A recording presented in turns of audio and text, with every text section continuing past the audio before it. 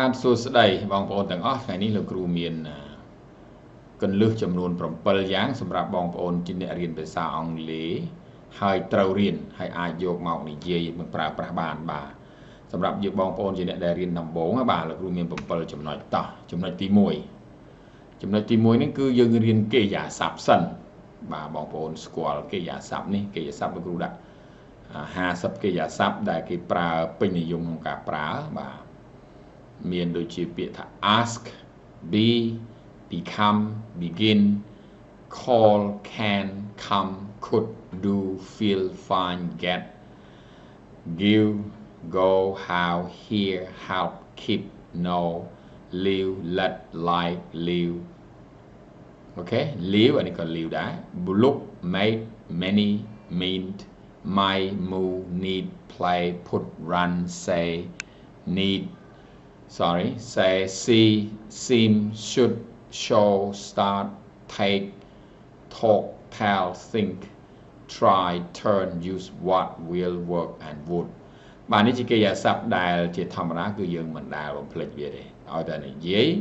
ចាប់ផ្ដើមនិយាយពីវានេះជាកិរិយាសព្ទបងប្អូនគេហៅថា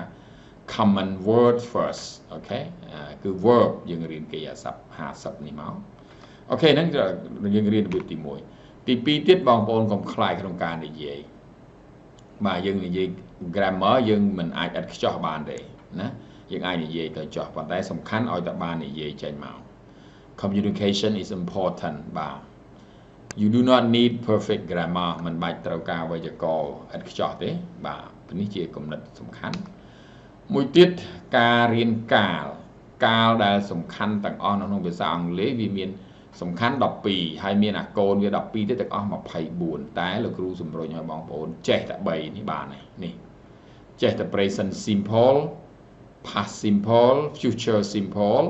ហើយនឹងចេះ going to បន្តិចទៅ going to តែតែច្រឡំជាមួយនឹង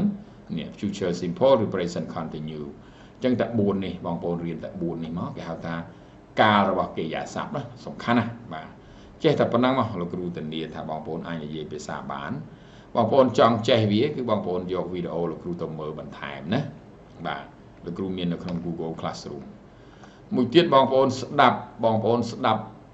ចម្រៀងក៏ដោយស្ដាប់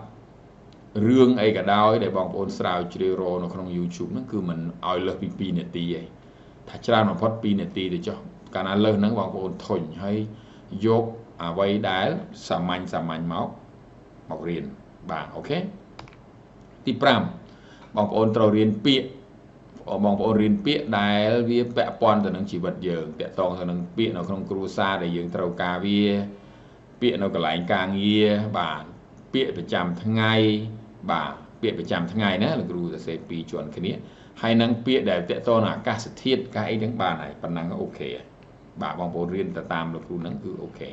នេះទី6ហ្នឹងគឺនៅពេលដែលបងប្អូនរៀនពាក្យក្នុងមួយថ្ងៃហ្នឹងបងប្អូនរំលឹកវា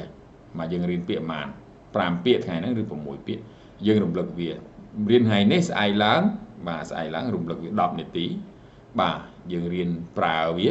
យើង review វាប្រើវាប៉ុន្តែចំណុចសំខាន់បាទលេខ7នេះបងប្អូនចេះពាក្យនីមួយបងប្អូនស្គាល់ពីអត្ថន័យវាស៊ីជម្រៅនៅក្នុងភាសាអង់គ្លេសនិងភាសាខ្មែរវាស៊ីគ្នាយ៉ាងម៉េចបងប្អូនចេះប្រកបវាអានវាបានត្រូវបាទប្រកបវាសិនប្រកបវាយើងប្រកបមកតែពាក្យថា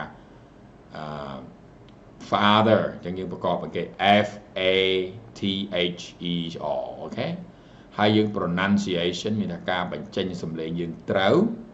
ហើយបន្ទាប់មកគឺយើងរៀនអំពីវេយ្យាករណ៍មានថាតើយើងចេះប្រើពាក្យនឹងដាក់នៅក្នុងប្រយោគឬអត់តើពាក្យទាំងអស់ហ្នឹងវាស្ថិតនៅក្នុង